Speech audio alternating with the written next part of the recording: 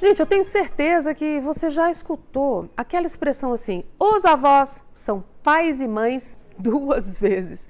O papel dos avós como cuidadores é bem conhecido e tem muito valor. Mas será que tem limites que estão sendo assim ultrapassados nos tempos de hoje? Os avós exercendo função de pais, sendo sobrecarregados aí com responsabilidades? Eu já escutei cada história. E o nosso bate-papo agora é com uma convidada muito querida, Karina do Vale, que é gerontóloga, aceitou o nosso convite. Essa é uma realidade que chega para você também com frequência, né? Bom dia. Bom dia, Tânia. Sim, não, a frequência, principalmente nesse mundo globalizado agora, que muitos dos pais têm que trabalharem, né? E às vezes o avô, né, tem que tomar a iniciativa do pai e cuidar da família toda, né? Uhum. Então, nesse aspecto, os avós às vezes passam a ser chamados de pais. Mas na verdade a gente tem que colocar um limite, né? Porque o avô, ele não pode ser pai. Uhum. Né? Ele pode ser avô, mas em alguns momentos ele chega nessa função. Bom, a gente vê que hoje, eu costumo dizer que a gente não cria filho sem a chamada rede de suporte. E isso em todas as camadas da sociedade, todas as classes sociais, pessoas que atuam em vários segmentos. A gente precisa dessa rede de suporte e os avós acabam sendo figuras muito importantes nisso. Mas aí como estabelecer esses limites? Porque hoje a gente vê vovôs e vovós com burnout, síndrome do pânico e outras coisas mais, né? Isso. Os avós, eles começam a fazer o papel dos pais, né? Como que acontece isso? Muitas das vezes, os pais têm que trabalhar e precisa da rede de apoio. Então, o idoso, né, quando ele chega nessa maioridade dele, 60 anos, então ele pensa, agora eu vou descansar. Descansar. E o que acontece? Ele vai ter que começar agora a cuidar dos netos. Então, um período que seria para ele aproveitar essa vida dele, que ele já trabalhou e aproveitar a aposentadoria, ele começa a cuidar dos filhos, dos netos, né, desses netos. E muitas das vezes, principalmente por causa das mulheres. As mulheres, né, as filhas mais, têm que trabalhar e necessitam da rede de apoio desses avós.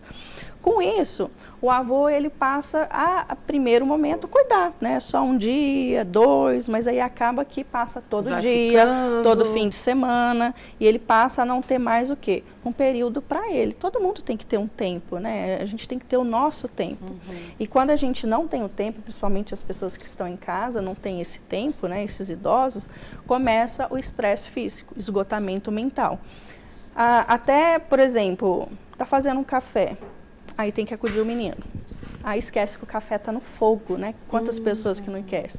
A hora que volta, a cozinha já está pegando fogo. Queimou ali, tá esquecido. Não é que está esquecido, às vezes está sobrecarregado. Isso, às vezes não é, agora eu já estou com Alzheimer, já estou com Parkinson. Não, às vezes essa pessoa está sob um esgotamento mental. Uhum. Porque, tem que levar a criança na escola, comprar comida, limpar a casa. Olha o banho, olha o horário do almoço, olha o médico, o remédio. Isso, e muitas das vezes esse idoso, ele já parou até de dirigir um pouco. Uhum. Então ele tem que ir a pé.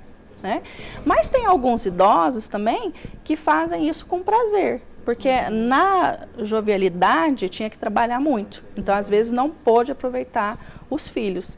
Então alguns vovôs, eles, né, alguns vovôs que estão em casa, eles vão se reconhecer que eles querem cuidar dos netos. Então é importante ter esse olhar atento, isso. Porque cada um é de um jeito, cada realidade é de um jeito, cada ser humano é de um jeito. Isso, então assim, cada contexto de uma casa tem uma história. Então tem a história daquele que às vezes o filho abandonou os filhos com os avós e os avós têm que cuidar desse neto, então eles se tornam pais, né?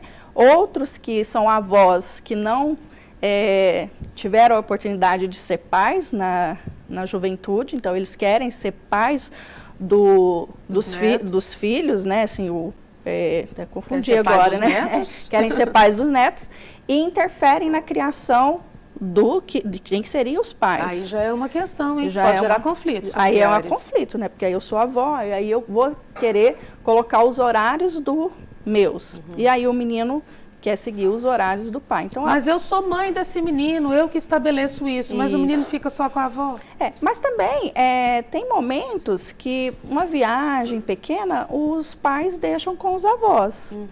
Fim de semana, quem nunca gostou de ir para casa dos avós? Eu adorava, você gostava? Faz parte das memórias, das melhores. Quem não gostava de ir para casa dos avós nos fins de semana, porque era liberdade, né?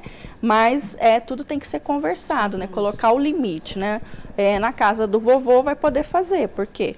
É fim de semana, é sábado, domingo, então ele vai ter essa recreação. Eu fico imaginando que tudo tem que ser balizado por boas conversas, né? Sensibilidade, senso de responsabilidade de cada um. Eu quero contar para o pessoal de casa que a Karina do Vale foi convidada para estar com a gente nesse bate-papo, que ela faz um trabalho já há bastante tempo, ela é gerontóloga, é uma especialização que trata com os idosos. Ela trabalha, inclusive, com um projeto que chama Universidade do Idoso, e essa realidade é, de fato, como você disse no início, frequente.